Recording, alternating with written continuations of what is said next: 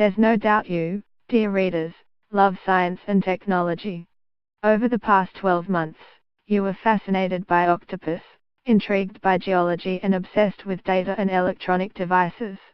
You watched space, wondered about our human ancestors, and queried your own behavior.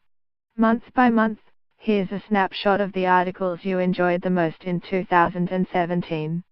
For us as editors, in the Science and Technology section we aim to cover not just the biggest stories in the sector, but also issues that can fly under the radar of other news outlets. This year we've featured many great examples of new research, unique analysis and compelling human yarns, not just in the modern era but also looking back in time and glancing outwards into space. Gazing to space, the 2017 detection of gravitational waves generated by collapsing neutron stars was heralded as one of the biggest science stories in half a century. Global interest in this discovery was phenomenal. We published analysis not just on the science itself, but also personal reflections that shared the excitement, the collaboration and the tenacity required when you're a researcher.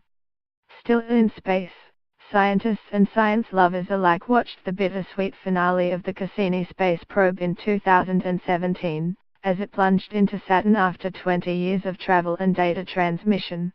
But we took comfort in the fact that Australia is the only country positioned right to communicate with the Voyager space probes as, 40 years post-launch, they reach the outer edges of our solar system. The federal government's announcement that Australia will have a space agency seemed hastened by the International Astronautical Congress taking place in Adelaide in 2017. We analysed Australia's space activities in the leg up to the conference, in our series Australia in Space.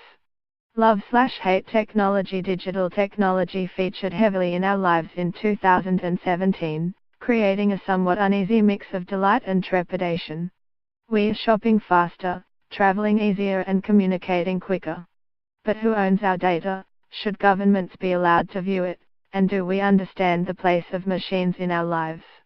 Our series Algorithms at Work in Fighting Crime Across Digital Borders tackled questions around data, the law and ownership. It was a year of heightened awareness of artificial intelligence and machine learning. Driverless cars seem just around the corner, but what does that mean legally and ethically? How will machines play a role if we go to war? Our hopes and fears about technology are often played out in movies and other forms of cultural representation. It's clear though that science does benefit from the involvement of artists. Whatever emotions we do have, chances are Facebook has a good idea of what you're feeling. We can't seem to stay away from social media and digital platforms, but we're still grappling with the best way to regulate internet content, particularly for our children. In Australia, just the act of getting online itself is still a problem. Delivery of the NBN and access to the internet is inequitable in this country.